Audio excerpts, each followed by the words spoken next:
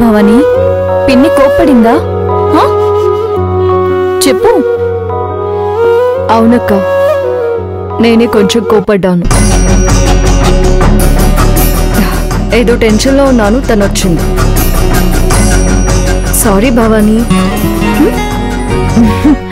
పర్వాలేదులే శిశిరా. తిట్టింది నన్ను, నీకు బానే ఉంటుంది. సరే సారీ చెప్పాను కదా భవాని. కావాలంటే సాయంత్రం మంచి రెస్టారెంట్కి తీసుకువెళ్ళి డిన్నర్ చేపిస్తానులే. అలా అయితే నువ్వు రోజు తిట్టినా పర్వాలేదు పిన్ని.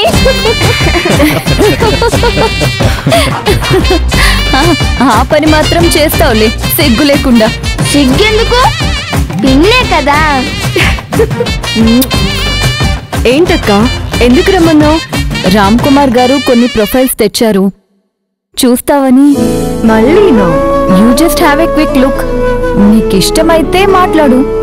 వాళ్ళందరివి ఫోన్ నంబర్లున్నాయా? ఉన్నాయి మేడం. ఫోన్ కలపండి. అయ్యో, కనీసం చూడకుండానా?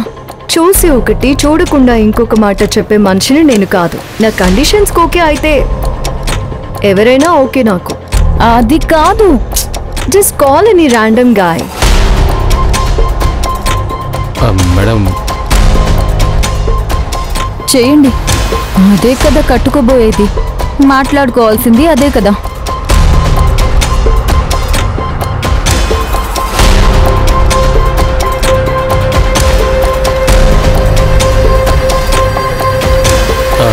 Madam queue.